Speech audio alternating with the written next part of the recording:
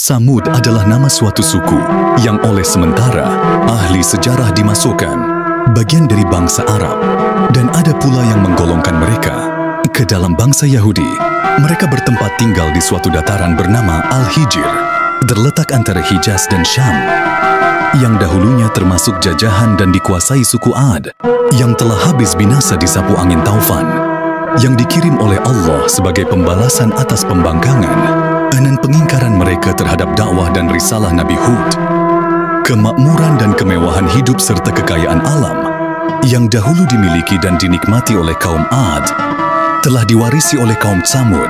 Tanah-tanah yang subur yang memberikan hasil berlimpah ruah, binatang-binatang perahan dan lemak yang berkembang biak, kebun-kebun bunga yang indah-indah, bangunan rumah-rumah yang didirikan di atas tanah yang datar dan dipahatnya dari gunung. Semuanya itu menjadikan mereka hidup tentram, sejahtera dan bahagia, merasa aman dari segala gangguan alamiah, dan bahwa kemewahan hidup mereka akan kekal bagi mereka dan anak keturunan mereka. Kaum Tsamud tidak mengenal Tuhan. Tuhan mereka adalah berhala-berhala yang mereka sembah dan puja. Kepadanya mereka berkurban, tempat mereka minta perlindungan dari segala bala dan musibah, dan mengharapkan kebaikan serta kebahagiaan. Mereka tidak dapat melihat atau memikirkan lebih jauh, dan apa yang dapat mereka jangkau dengan panca indera. Nabi Saleh berdakwah kepada kaum Tsamud. Allah yang Maha Pengasih dan Maha Penyayang tidak akan membiarkan hamba-hambanya berada dalam kegelapan terus-menerus tanpa diutusnya Nabi pesuruh di sisinya untuk memberi penerangan dan memimpin mereka keluar dari jalan yang sesat ke jalan yang benar. Demikian pula Allah tidak akan menurunkan azab dan siksaan kepada suatu umat sebelum mereka diperingatkan dan diberi petunjukkan olehnya dengan perantara seorang yang dipilih untuk menjadi utusan dan rasulnya. Sunnatullah ini berlaku pula kepada kaum Tsamud, yang kepada mereka telah diutuskan Nabi Saleh, seorang yang telah dipilihnya dari suku mereka sendiri, dari keluarga yang terpandang dan dihormati oleh kaumnya, terkenal tangkas, cerdik pandai, rendah hati dan ramah tamah dalam pergaulan. Dikenalkan mereka oleh Nabi Saleh kepada Tuhan yang sepatutnya mereka sembah, Tuhan Allah yang Maha Esa, yang telah mencipta mereka, menciptakan alam sekitar mereka, menciptakan tanah-tanah yang subur, yang menghasilkan bahan-bahan keperluan hidup mereka. Tuhan yang Esa itulah yang harus mereka sembah, dan bukan patung-patung yang mereka pahat sendiri dari batu-batu gunung, yang tidak berkuasa memberi sesuatu kepada mereka atau melindungi mereka dari ketakutan dan bahaya. Nabi Saleh memperingatkan mereka bahwa ia adalah seorang daripada mereka, terjalin antara dirinya dan mereka ikatan keluarga dan darah.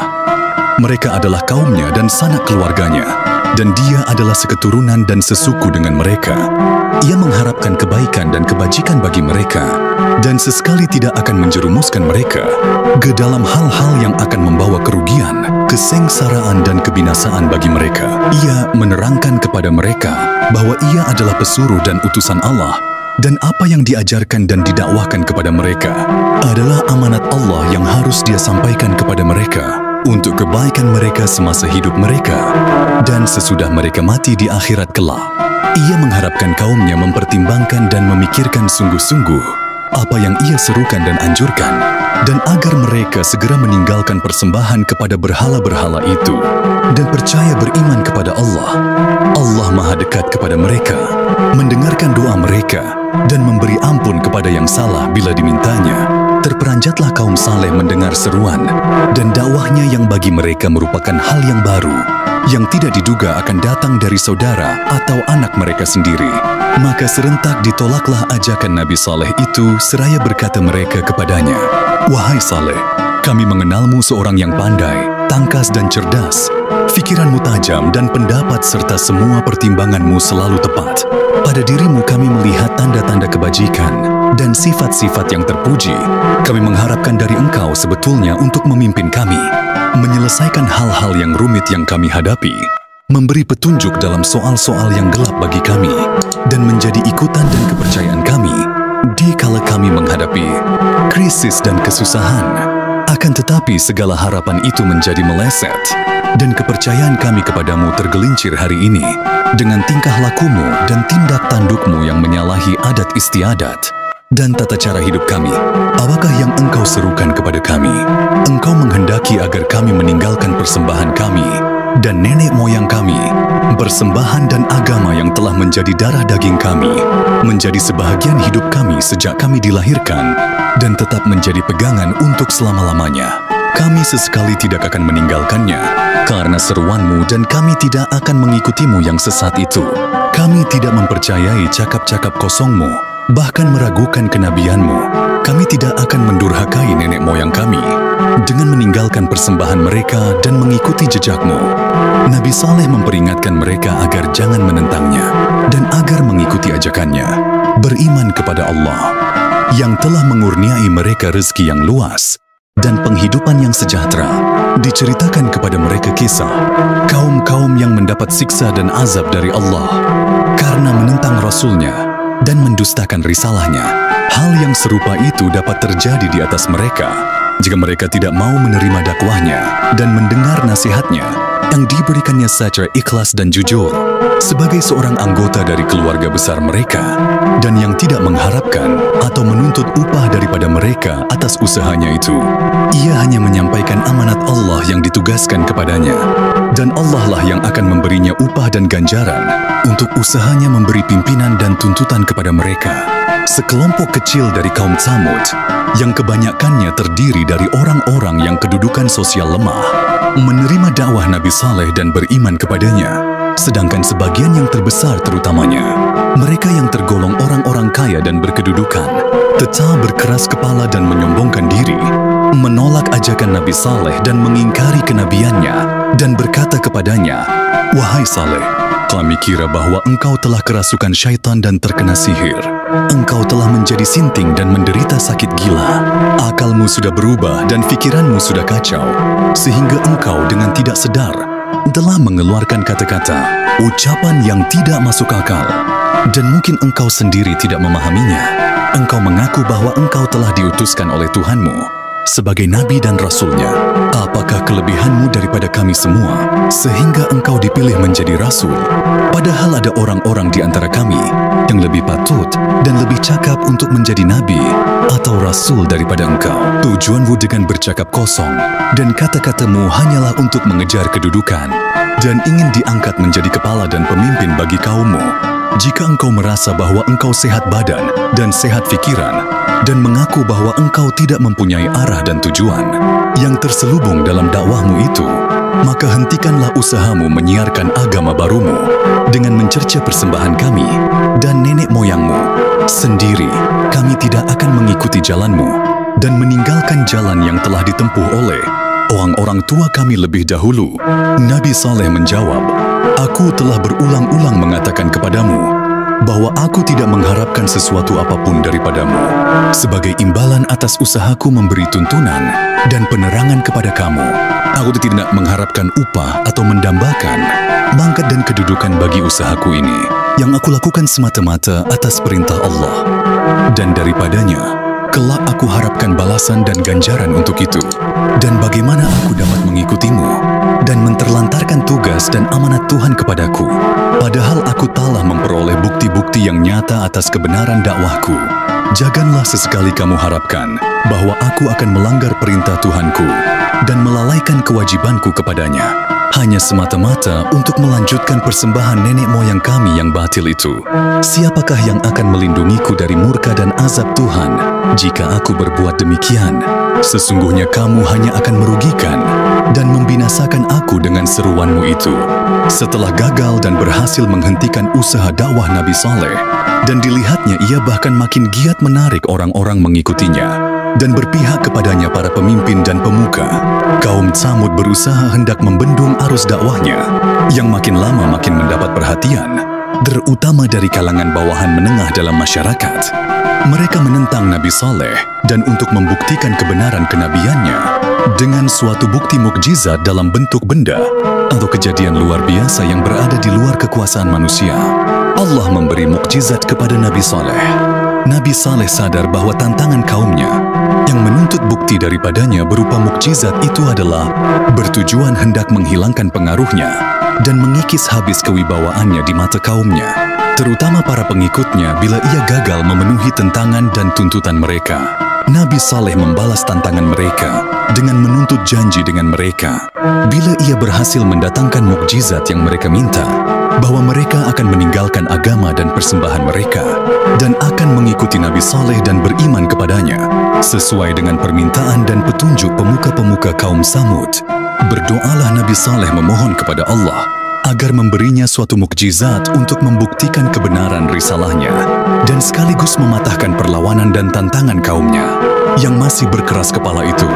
Ia memohon dari Allah dengan kekuasaannya menciptakan seekor unta betina, dikeluarkannya dari perut sebuah batu karang besar yang terdapat di sisi sebuah bukit yang mereka tunjuk.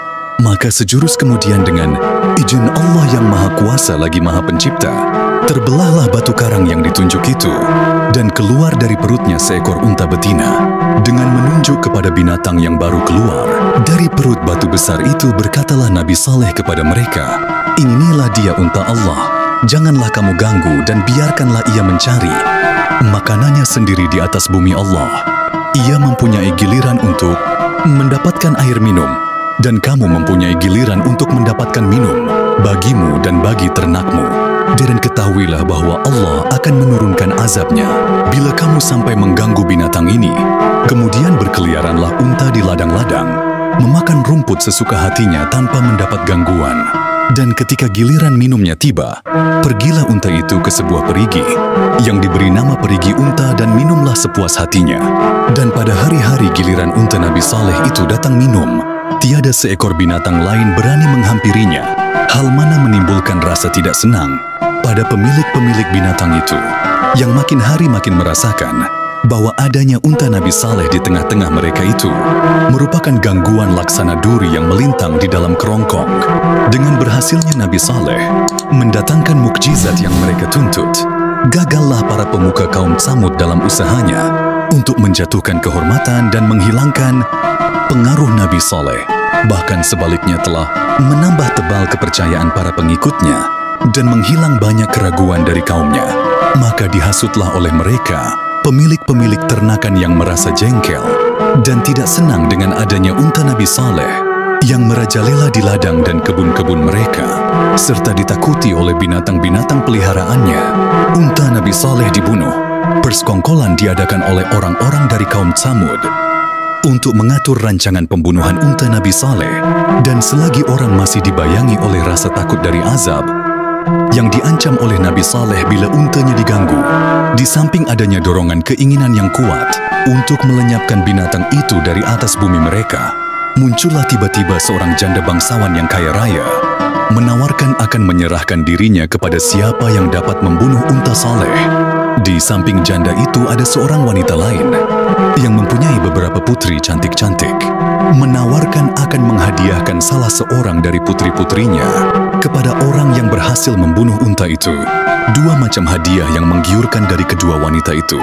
Di samping hasutan, para pemuka Samud mengundang dua orang lelaki bernama Musyaddah bin Muharrij dan Gudar bin Salif, berkemas-kemas akan melakukan pembunuhan bagi meraih hadiah yang dijanjikan, di samping sanjungan dan pujian yang akan diterimanya dari para kafir suku Samud bila unta Nabi Saleh telah mati dibunuh.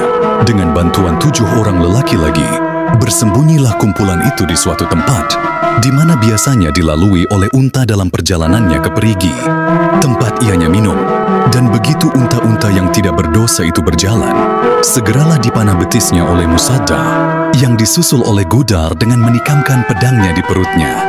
Dengan perasaan megah dan bangga, pergilah para pembunuh unta itu ke ibu kota, menyampaikan berita matinya unta Nabi Saleh, yang mendapat sambutan, sorak-sorai dan teriakan gembira dari pihak musyrikin, seakan-akan mereka kembali dari medan tempur dengan membawa kemenangan yang gilang gemilang. Berkata mereka kepada Nabi Saleh, "Wahai Saleh, untamu telah mati dibunuh. Cubalah datangkan akan apa yang engkau katakan dulu, akan ancamannya bila unta itu diganggu.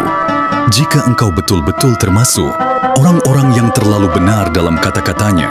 Nabi Saleh menjawab, "Aku telah peringatkan kamu bahwa Allah akan menurunkan azabnya atas kamu jika kamu mengganggu unta itu.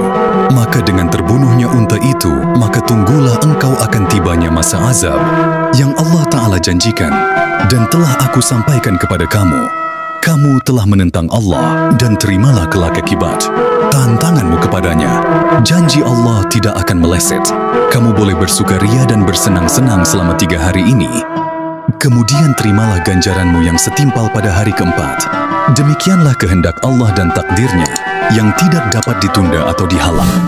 Turunnya azab Allah yang dijanjikan, Nabi Saleh memberitahu kaumnya bahwa azab Allah yang akan menimpa di atas mereka akan didahului dengan tanda-tanda, yaitu pada hari pertama bila mereka terbangun dari tidurnya, akan menemui wajah mereka menjadi kuning dan berubah menjadi merah pada hari kedua dan hitam pada hari ketiga, dan pada hari keempat turunlah azab Allah yang pedih. Mendengar ancaman azab yang diberitahukan oleh Nabi Saleh kepada kaumnya, kelompok 9 orang ialah kelompok pembunuh unta, merancang pembunuhan atas diri Nabi Saleh mendahului tibanya azab yang diancamkan itu. Mereka mengadakan pertemuan rahasia dan bersumpah bersama akan melaksanakan rancangan pembunuhan itu di waktu malam, di saat orang masih tidur nyenyak, untuk menghindari tuntutan balas darah oleh keluarga Nabi Saleh jika diketahui identitas mereka sebagai pembunuhnya. Rencana mereka ini dirahasiakan sehingga tidak diketahui dan didengar oleh siapapun kecuali ke-9 orang itu sendiri. Ketika mereka datang ke tempat Nabi Saleh untuk melaksanakan rancangan jahatnya, di malam yang gelap gulita dan sunyi senyap, berjatuhanlah di atas kepala mereka batu-batu besar yang tidak diketahui dari arah mana datangnya. Dan seketika merebahlah mereka di atas tanah, dalam keadaan tidak bernyawa lagi. Demikianlah Allah telah melindungi Rasul-Nya dari perbuatan jahat hamba-hambanya yang kafir.